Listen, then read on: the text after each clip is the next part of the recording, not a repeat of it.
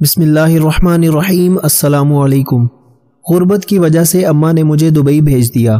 وہاں میں نے اپنے سے 25 سال بڑی عربی عورت سے شادی کر لی جو بہت امیر تھی۔ وہ مجھے کوئی کام نہ کرنے دیتی اور رات کو دودھ پلا کر سو جاتی اور ہر مہینے کے بعد میرے گھر والوں کو لاکھوں روپے بھیجا کرتی۔ مجھے اپنی بیوی پر بڑی حیرت ہوتی کہ یہ مجھ پر اتنی مہربان کیوں ہے۔ ایک رات میں دودھ پینا بھول گیا تو اس رات مجھے نیند بھی نہ آئی۔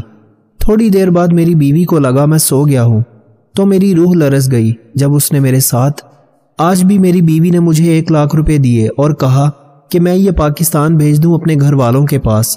اس کی سخاوت پر میں ہمیشہ ہی حیران رہ جاتا کہ وہ مجھے بنا کسی کام کے لاکھوں روپے دے دیتی ہے اور کہتی ہے کہ اپنے گھر بھیج دو۔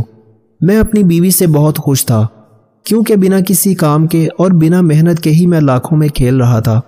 میں نہیں جانتا تھا کہ جس دن مجھے پتہ چلے گا کہ اس مہربانی کے پیچھے وجہ کیا ہے میرے قدموں تلے سے زمین نکل جائے گی۔ میں نے لاکھ روپے لیے اور فوراً ہی بینک کی طرف روانہ ہو گیا۔ میرے گھر والے بھی بہت خوش تھے کیونکہ انہیں ہر مہینے ایک بڑی رقم مل جاتی تھی۔ میں جب بھی پاکستان واپس جانے کی بات کرتا تو میری ماں، جو کہ میری سگی ماں نہیں تھی، مجھے صاف منع کر دیتی اور کہتی ہے کہ پاکستان آ کر کیا کرو گے، وہاں رہ کر کماؤ۔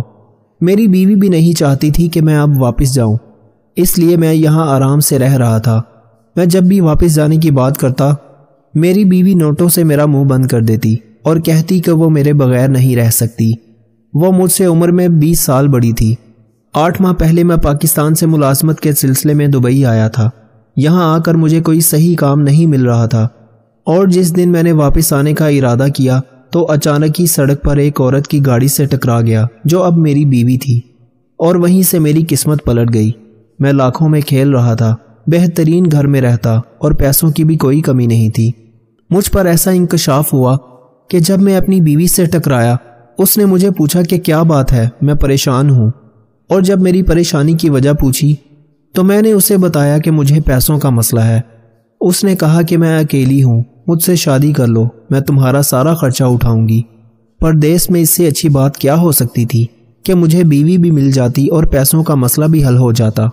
میں نے بنا سوچے سمجھے ہی فوراً اس سے شادی کر لی اور یوں مجھے ہر مہینے گھر بیچنے کے لیے لاکھ روپے دے دیا کرتی تھی۔ میں کبھی کبھی بہت حیران ہوتا کہ وہ مجھ سے کوئی کام نہیں کرواتی اور نہ ہی مجھے کچھ کرنے دیتی ہے۔ میں سارا دن گھر میں رہتا ہوں اور وہ خود کام کرتی ہے، کبھی مجھے کچھ نہیں کہتی بلکہ میری خدمت کرتی اور رات ہوتے ہی مجھے بستر پر دودھ تک لا کر دیتی ہے۔ اپنی قسمت پر حیران ہونے کے ساتھ ساتھ بہت خوش بھی تھا۔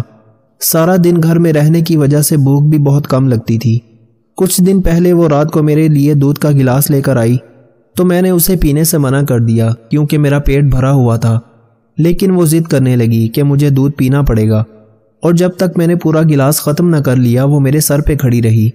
تھوڑی دیر میں ہی مجھے نیند آنے لگی۔ اگلے دن بھی اس نے ایسا ہی کیا۔ میرے لاکھ انکار کے باوجود وہ مجھے دودھ پلا کر ہی مانی۔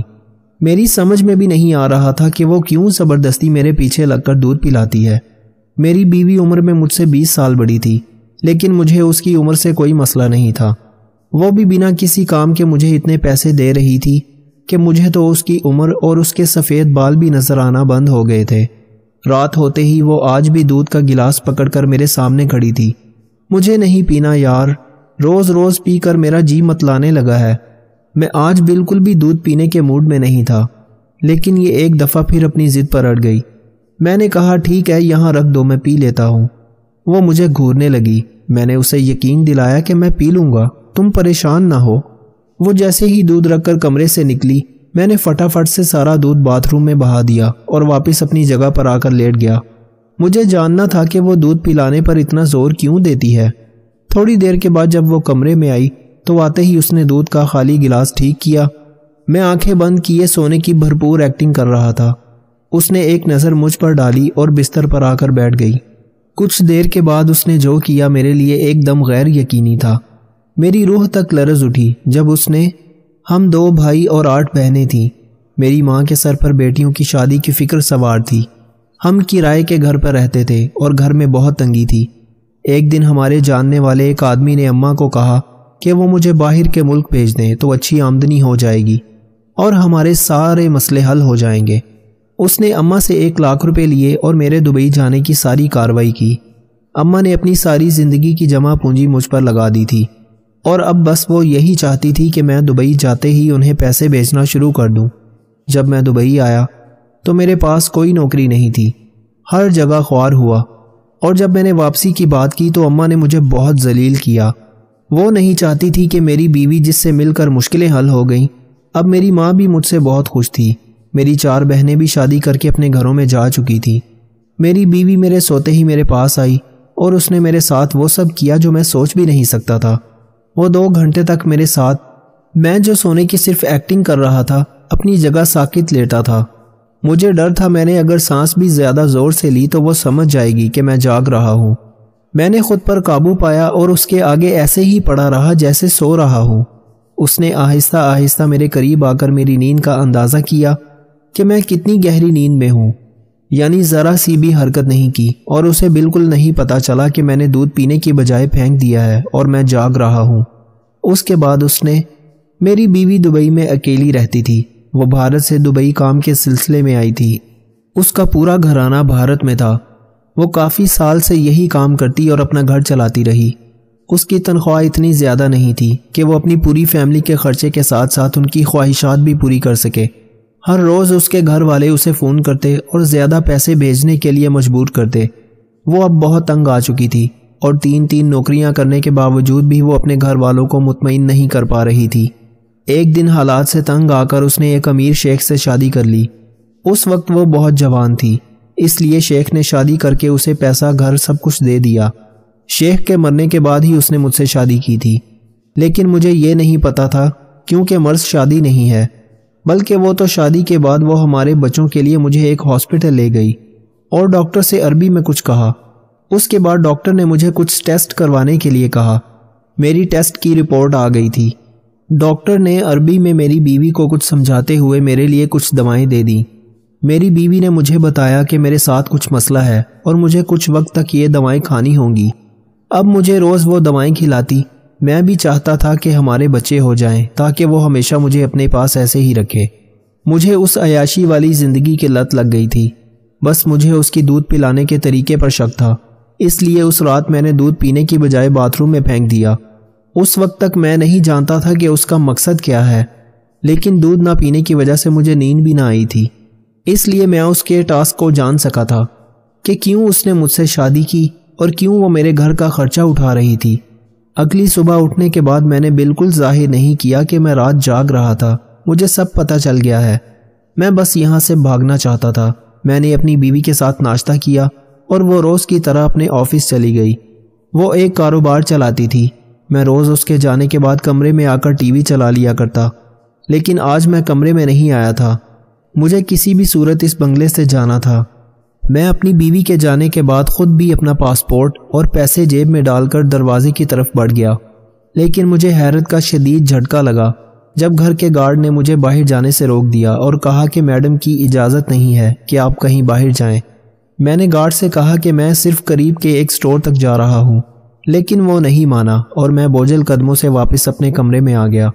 میرے بھاگنے کا کوئی راستہ مجھے نظر نہیں آ رہا تھا، لیکن کل رات کے بعد میرا یہاں رکنا بالکل بھی ممکن نہیں تھا۔ میری بیوی تو میرے ساتھ، اس کے آگے سوچ کر بھی میرے رونگٹے کھڑے ہو گئے تھے۔ میرے پاس تو فون بھی نہیں تھا۔ میں گھر بھی اپنی بیوی کے سامنے اس کے فون سے فون کرتا رہا۔ پریشانی کے عالم میں شام ہو گئی، لیکن مجھے ایسا کچھ سمجھ نہیں آیا کہ جس کے ذریعے سے میں یہاں سے بھاگ سکوں۔ شام ہو گئی تھی۔ گارڈ نے شاید اسے میرے باہر جانے سے متعلق بتا دیا تھا۔ وہ آتے ہی مجھے پوچھنے لگی کہ میں کہاں جا رہا تھا۔ میں نے اسے بتایا کہ مجھے گھر سے نکلنا تھا، میرا دل نہیں لگ رہا تھا۔ اس نے مجھے سختی سے باہر جانے کے لیے منع کر دیا۔ میرے پوچھنے پر اس نے کہا کہ کچھ قانونی مسائل ہیں اور اس کی دشمنیاں بہت ہیں، اس لیے وہ نہیں چاہتی کہ مجھے نقصان ہو۔ میں سچ جاننے کے باوجود بھی اس کی آگے کچھ نہیں کہہ سکا۔ اس کے ٹکڑوں پر پلتا تھا، لیکن میں کیا، میرا پورا گھر ہی اس کی وجہ سے چل رہا تھا۔ بس مجھے اب یہاں نہیں رہنا تھا۔ میں نے دل ہی دل میں یہاں سے نکلنے کے لیے دعا کی۔ رات پھر وہ دودھ کا گلاس لے کر آئی۔ اب تو میں جانتا تھا کہ وہ دودھ پلانے کے بعد میرے ساتھ کیا کرنے والی ہے، تو پھر میں دودھ کیسے پی لیتا۔ میں نے آج بھی وہ دودھ اس سے لے کر رکھ لیا۔ اب مجھے انتظار تھا کہ وہ کب کمرے سے نکلے اور میں وہ دودھ پھینک دوں۔ وہ جیسے ہی کمرے سے نکل کر گئی میں نے دودھ باتھ روم میں پھینک دیا اور گلاس پکڑ کر بیڈ پر ایسے ہی بیٹھ گیا جیسے دودھ پی رہا ہوں۔ میری بیوی جب واپس آئی تو میرے ہاتھ میں گلاس دے کر مطمئن ہو گئی۔ میں نے پھر سے سونے کی ایکٹنگ کی اور کچھ ہی دیر کے بعد وہ پھر میرے قریب آئی تھی۔ کل رات کی طرح آج بھی اس نے گارڈ کی مدد سے مجھے گاڑی میں لٹایا تھا۔ میں آج بھی جاگ رہا تھا لیکن کچھ نہیں کر سکتا تھا۔ وہ گاڑی میں میرے برابر بیٹھی تھی۔ کچھ دیر گاڑی سڑکوں پر دوڑتی رہی اور پھر ایک جگہ رک گئی۔ میری آنکھیں بند تھیں لیکن میں جانتا تھا مجھے آج بھی وہیں لایا گیا ہے جہاں کل لایا گیا تھا۔ میری جان نکل رہی تھی۔ 2 آدمی مجھے چادر اوڑھا کر اندر لے گئے تھے۔ آج بھی میرے ساتھ وہی سب ہونے والا تھا۔ میرا دل چاہا کہ میں چیخ چیخ کر اپنی بے بسی پر روؤں۔ اب تو میرے رونے پر بھی کوئی اختیار نہیں تھا۔ میرا ذرا سا ہلنا بھی میرے لیے ایک بڑی مشکل کھڑی کر سکتا تھا۔ میری بیوی مجھ پر لاکھوں روپے خرچ کر چکی تھی۔ اب وہ کسی بھی صورت مجھے اتنی آسانی سے نہیں چھوڑ سکتی تھی۔ میں آنکھوں کو سختی سے بند کیے اپنے ساتھ ہونے والی زیادتی پر ایک ماتم کر رہا تھا۔ میری ماں نے اپنی باقی بچوں کی اچھی زندگی کے لیے میری زندگی کی قربانی دے دی تھی۔ میں نے جب بھی اپنی ماں سے کہا کہ مجھے یہاں کام نہیں مل رہا، میں واپس آ جاتا ہوں، تو وہ ہمیشہ مجھے کوستی اور کہتی کہ کچھ بھی کر لیکن وہیں رہ کر پیسے کماؤ۔ اور شادی کے بعد میں نے اپنی ماں کو ہر مہینے لاکھ روپیہ بھیجا۔ اس نے تب بھی مجھ سے نہیں پوچھا کہ اتنا پیسہ کہاں سے آتا ہے۔ آج اپنے گھر والوں کی ضروریات کو پورا کرنے کے لیے میں اس غیر ملک میں اس طرح سے پڑا ہوا تھا کہ میرے ساتھ میری بیوی وہ کچھ کر رہی تھی جو کوئی اپنے دشمن کے ساتھ کرنے سے پہلے بھی سوچتا ہے۔ رات کے وہ 2 گھنٹے میری زندگی کا سب سے مشکل وقت تھا۔ 2 سے 2.5 گھنٹے کے بعد مجھے واپس گاڑی میں ڈال دیا گیا اور ہم پھر ایک دفعہ گھر آ گئے تھے۔ آج بھی پیسے بھیجنے کا دن تھا اور اسی دن میں مہینے میں ایک دفعہ اپنی ماں کو فون کرتا تھا۔ آج جب میں نے اسے فون کیا تو میری بیوی میرے ساتھ نہیں تھی۔ اس وقت مجھے فون دے کر کمرے سے نکل جایا کرتی تھی۔ میرا دل چاہا کہ میں آج اپنی ماں کے آگے پھوٹ پھوٹ کر رو دوں اور انہیں اپنی زندگی کی حقیقت سے آگاہ کر دوں، لیکن فون اٹھاتے ہی میری ماں نے پہلے پیسوں کا پوچھا اور پھر مزید پیسے بھیجنے کا تقاضا کرنے لگی۔ میری 5ویں بہن کی شادی سر پر تھی اور وہ بہت دھوم دھام سے شادی کرنا چاہ رہی تھی۔ میری ماں کے اپنے اتنے مسئلے تھے کہ میں کچھ کہہ ہی نہیں سکا اور وہ بس سرسری سا میرا پوچھ کر فون رکھ چکی تھی۔ میں سرد آہ بھر کر اپنے ساتھ ہونے والے ظلم کو سوچنے لگا۔ آج جب دودھ کا گلاس میرے سامنے آیا تو میں نے اپنی بیوی کو اپنے پاس بٹھایا اور کہا کہ مجھ سے ایک وعدہ کرو، اگر مجھے کچھ بھی ہو جائے تو تم میرے گھر والوں کو باقاعدگی سے پیسے بھیجتی رہو گی۔ میری ماں بہنیں ہر مہینے پیسوں کا انتظار کرتی ہیں تو میری طرف سے یہ ذمہ داری اٹھا لینا۔ میری بات سن کر وہ کچھ جان گئی تھی، لیکن میں نے اس پہ کچھ بھی ظاہر نہیں کیا کہ میں یہ سب کیوں کہہ رہا ہوں۔ اس نے مجھ سے وعدہ کر لیا کہ وہ پوری زندگی میرے گھر پیسے بھیجنے کے لیے پابند رہے گی۔ وہ مجھ سے جاننا چاہتی تھی کہ میں ایسا کیوں پوچھ رہا ہوں، لیکن میں نے اسے نہیں بتایا کہ میں اس کی اصلیت جان چکا ہوں۔ میں نے دودھ کا گلاس آج اس کے سامنے پورا ہی خالی کر دیا تھا۔ میں خود بھی سو جانا چاہتا تھا۔ اب میں اور اذیت برداشت نہیں کر سکتا تھا۔ مجھے لگ رہا تھا کہ میں اب زندہ نہیں رہ سکوں گا۔ یہ رات میری زندگی کی آخری رات تھی اور اسے میں نے اپنی مرضی سے چنا تھا، کیونکہ میری زندگی سے زیادہ میری موت ان کے لیے فائدہ مند ثابت ہوتی۔ اماں بھائی کا فون آ رہا ہے۔ وہ فون لے کر اماں کے کمرے کی طرف بھاگ گئی۔ اماں بھائی سے کہہ دو کہ اگر میری شادی کے لیے زیادہ رقم نہیں بھیج سکتے تو ہم سے بات کرنے کی بھی ضرورت نہیں ہے۔ میں نے اماں کو فون اٹھانے سے پہلے ہی اپنی بات کہہ دی۔ اماں نے جیسے ہی فون اٹھایا تو آگے سے کسی نے اماں کو بھائی کے مرنے کی خبر سنائی اور ساتھ ہی بتایا کہ اب ہر مہینے ان لوگوں کو 1 لاکھ روپے کی بجائے 2 لاکھ روپے ملا کریں گے۔ اماں کافی دیر روتی رہی اور پھر انہیں صبر آ گیا۔ ایک بچے کو قربان کر کے وہ اپنے 9 بچوں کی زندگیاں بسا چکی تھی۔ امی نے آنسو پونچھ دیے تھے۔ بھائی کے مرنے کے بعد بھی ہمیں مستقل 2 لاکھ روپے ماہانہ ملتے رہے۔ اس رات جب میری بیوی میرے پاس آئی تو اس نے مجھے اپنے ایک گارڈ کے ساتھ اٹھا کر گاڑی میں ڈالا تھا اور کچھ دیر کے بعد ہم ایک عمارت میں تھے جو شاید ایک ہاسپٹل تھا، ایک چھوٹا سا شہر سے ہٹ کر بنا ہوا تھا۔ میری بیوی مجھے اولاد کے لیے علاج کی غرض سے اسی ہاسپٹل میں لائی تھی۔ یہاں مجھ پر انکشاف ہوا کہ میرا کچھ دنوں بعد آپریشن ہونے والا ہے۔ اتفاق سے ایک ڈاکٹر اردو میں بات کر رہا تھا جو مجھے سمجھ آ رہی تھی۔ مجھے پچھلے کچھ دنوں سے یہاں روز لایا جاتا اور میرے مختلف ٹیسٹ ہو رہے تھے۔ میرے ٹیسٹوں کا تعلق ہرگز بھی اولاد کے ہونے سے نہیں تھا۔ بلکہ میرے تو جسم کے سبھی اعضاء کے ٹیسٹ کیے جا رہے تھے۔ کچھ ٹیسٹوں کی رپورٹ ٹھیک نہیں تھی، جن کے لیے مختلف دوائیاں دی جا رہی تھیں۔ میرے جسم میں خون کی بھی کمی تھی، مجھے ہر رات خون بھی لگایا جاتا اور اگلے دن پھر سارے ٹیسٹ دوبارہ کروائے جاتے۔ مجھے ابھی تک صحیح طرح سے پوری بات سمجھ نہیں آئی تھی کہ مجھے کس مقصد کے لیے یہاں لایا گیا ہے اور کون سا آپریشن ہونا ہے، کیونکہ یہ تو میں اچھی طرح سمجھ گیا تھا کہ بات اولاد کی نہیں ہے، بلکہ اصل معاملہ کچھ اور ہی ہے۔ اگلی ہی رات یہاں آنے کے بعد مجھے یہ بھی پتہ چلا کہ میری بیوی کا اور اس کے پہلے شوہر کا ایک بیٹا تھا جو میرا ہی ہم عمر تھا۔ یہ بات میرے لیے بہت شدید جھٹکے کا باعث تھی۔ میری بیوی نے مجھے یہی بتایا کہ اس کے پہلے شوہر سے کوئی اولاد نہیں تھی اور اس لیے اب وہ جلدی اولاد چاہتی ہے۔ اس کے بیٹے کے لیور میں کچھ مسئلہ ہو گیا تھا، جس کی وجہ سے اسے ایک ایسے شخص کی ضرورت تھی جو اسے اپنا لیور دے دیتا، اور وہ شخص میں تھا، جسے اس کی ماں قربانی کا بکرا بنا چکی تھی۔ مجھے اب سمجھ آ رہا تھا کہ بنا کسی کام کے ہر مہینے 1 لاکھ روپے دینے کی وجہ کیا تھی۔ میں بھی کتنا بے وقوف تھا جو اپنی بیوی کی مہربانی سمجھ رہا تھا۔ میں بھول گیا تھا کہ ہر کام کی ایک قیمت ہوتی ہے۔ مجھے قیمت ادا کی جا رہی تھی، بس کام لینا باقی تھا۔ جب میں اپنی بیوی کی گاڑی سے ٹکرایا اور اس نے میری مجبوری جانی، اس نے ایک منصوبہ بنایا جو مجھے بنا بتائے ہی میرا لیور اپنے بیٹے کو دلوانے کے لیے تھا۔ اس نے مجھے صرف اپنی شادی کے بارے میں بتایا، اپنے بیٹے کے بارے میں کبھی نہیں بتایا۔ شادی کے بعد وہ مجھے اولاد کا کہہ کر ڈاکٹر کے پاس اس لیے لے کر گئی تھی تاکہ میرا ٹھیک طرح سے چیک اپ کر سکے۔ مجھے عربی نہیں آتی تھی، اس لیے اس نے اس بات کا فائدہ اٹھایا۔ اب جب کہ میری ساری رپورٹس آپریشن کے لیے بالکل ٹھیک آ گئی تھی تو کسی بھی دن میرا آپریشن کیا جانا تھا۔ میری بیوی یہ سب غیر قانونی طریقے سے کر رہی تھی، اس لیے رات کے اندھیرے میں مجھے بے ہوشی کی حالت میں ہاسپٹل لایا جاتا۔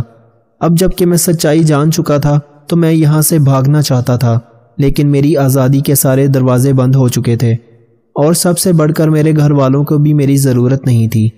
ان سب کے لیے میں بس ایک نوٹ بنانے والی مشین بن چکا تھا۔ پھر بھی میں نے یہاں سے بھاگنے کی کوشش کی، لیکن میں بھاگ کر جاتا بھی تو کہاں جاتا۔ اس لیے آخری رات میں نے اپنی بیوی سے پیسے گھر بھیجنے کا وعدہ لے لیا۔ میں جانتا تھا کہ اسے پیسے کی کوئی کمی نہیں، وہ لازمی میرے گھر پیسے بھیجے گی۔ میں نے اپنی مرضی سے اپنی موت کا راستہ چن لیا تھا۔ دودھ پینے کے فوراً بعد میں نے ایک خط پر سب کچھ لکھ کر اپنے سامان میں رکھ دیا تھا، جس میں میں نے صاف لکھا تھا کہ میں سچ جاننے کے باوجود بھی اپنی بیوی کے بیٹے کو اپنا لیور دینے کے لیے راضی ہوں۔ یہ خط میں نے اپنی بیوی کے نام لکھا تھا کہ وہ میرے گھر والوں کو پیسے بھیجنا نہ بھولے۔ مجھے اب بھی اپنے گھر والوں کی فکر تھی، اس لیے میں نے خط میں دوبارہ لکھا، میں جانتا تھا کہ میرے مرنے کے بعد میرا سارا سامان کھولا جائے گا اور میری بیوی تک یہ خط پہنچ جائے گا۔ ایک وہ ماں تھی جس نے اپنے بیٹے کو بچانے کے لیے میرا استعمال کیا، اور ایک وہ ماں تھی جس نے پیسوں کے عوض مجھے ایک غیر ملک میں تنہا چھوڑ دیا۔ میری ماں نے کبھی ایک دفعہ نہیں کہا کہ بیٹا واپس آ جاؤ، نہیں رہ سکتا وہاں تو گھر واپس آ جا۔ بس اسی سوچ نے مجھے یہ فیصلہ کرنے پر مجبور کر دیا کہ میں اس ماں کو اس کی بیٹے کی زندگی تحفہ کر دوں جو اپنی اولاد کے لیے تڑپ رہی ہے۔ میری سوتیلی ماں بھی اپنے بچوں کا بھلا چاہتی تھی، بس ایک میں ہی تھا جس کی زندگی بہت سی زندگیاں بدل سکتی تھی۔ میں نے وہ قدم اٹھا لیا جس کے بارے میں کوئی انسان سوچ بھی نہیں سکتا تھا۔ کبھی کبھی پیسہ جان سے زیادہ قیمتی ہوتا ہے، اور کبھی کبھی جان پیسے سے زیادہ قیمتی ہوتی ہے۔ میری بیوی کے لیے اس کے بیٹے کی جان پیسوں سے کہیں زیادہ قیمتی تھی، اور میری ماں کے لیے میری جان سے زیادہ پیسہ ضروری تھا۔ سب کی اپنی مجبوریاں تھیں، اور پھر اس آپریشن کے بعد ایک زندگی ختم ہوئی تھی اور دوسری زندگی آباد ہوئی تھی۔ ایک بزرگ کہنے لگے، نیک عورت اور بے تحاشا دولت صرف 3 چیزوں سے ملتی ہے۔ نمبر 1 محنت کرنے سے، نمبر 2 اللہ کی عبادت کرنے سے، اور نمبر 3 نظر جھکا کر چلنے سے۔ جب اپنے دوستوں کا انتخاب کرنے لگو تو 1000 بار سوچو، کیونکہ در حقیقت تم اپنے جنازے کی پہلی صف کا تعین کر رہے ہوتے ہو۔ صرف دکھاوا کرنے کے لیے اچھا بننا انسان کے برے ہونے سے زیادہ برا ہے۔ اگر کسی آدمی کو خود میں کوئی عیب خامی نظر نہ آئے تو سمجھ لو کہ اس کی جہالت انتہا سے بھی آگے نکل گئی ہے۔ اگر آپ چاہتے ہیں کہ آپ کا نام تا دیر قائم رہے تو اپنے بچوں کو اچھا اخلاق اور اچھا کردار سکھاؤ۔ ہمیشہ گفتگو ایسی کرو کہ سامنے والے کا دل جیت لو، اور اس طرح مسکراؤ کہ دشمن کا کلیجہ چیر دو۔ جب آپ کسی جگہ کسی کے راستے سے کانٹے ہٹا رہے ہوتے ہیں تو کسی جگہ تمہارے راستے سے خاردار جھاڑیوں کو رب کریم کے حکم سے ہٹا دیا جاتا ہے۔ اپنے دکھ اور تکلیفیں بھول کر دوسروں کے دکھ درد خاموشی سے سننا بھی ایک کمال کا فن ہے۔ جس لہجے میں گفتگو کرتے ہو اس لہجے میں سننے کی بھی ہمت ہونی چاہیے۔ طاقت کی صرف تب ضرورت ہوتی ہے جب کچھ برا کام کرنا ہو، ورنہ اس دنیا میں سب کچھ حاصل کرنے کے لیے تمہارا حسن اخلاق اور حسن عمل ہی کافی ہے۔ جب تک تمہاری وجہ سے کسی کا دل بے سکون رہے گا تمہیں کبھی سکون نہیں ملے گا۔ ساری عمر ایک سبق یاد رکھو، عبادت اور تعلقات میں ہمیشہ نیت صاف رکھو۔ کسی کا حال معلوم کر لینے سے کوئی ٹھیک تو نہیں ہو جاتا، صرف اسے ایک تسلی ہی ہو جاتی ہے کہ اس معاشرے کی بھیڑ میں کوئی چاہنے والا موجود ہے۔ انسان کے بچپن کے کھیل ختم ہوتے ہیں تو نصیب کا کھیل شروع ہو جاتا ہے۔ جب تمہاری تکلیفیں حد سے بڑھ جائیں تو جان لو کہ خدا تعالیٰ تمہیں کوئی بلند مرتبہ دینے والا ہے۔ اللہ کے بندوں کے یہ اصول ہوتے ہیں: رات کو خالق کی عبادت کرنا اور دن کو مخلوق کی خدمت کرنا۔ جو لوگ کثرت سے توبہ کرتے ہیں ان کے ساتھ میل جول رکھو، کیونکہ وہ بہت زیادہ نرم دل ہوتے ہیں۔ ایک سچی بات نصیحت ہے جس پر ہم غور نہیں کرتے، اور ایک بدترین دھوکہ خوشامد ہے جسے ہم پوری توجہ سے سنتے ہیں اور خوش ہوتے ہیں۔ کبھی اللہ سے مت کہو کہ میری مشکل بڑی ہے، بلکہ مشکل سے کہو میرا خدا بڑا ہے۔ کسی پر اندھا اعتبار بھی کرنا ہے تو سوچ سمجھ کر بس ایک حد تک کریں کہ بعد میں آپ پر الزام نہ لگے اندھا ہونے کا۔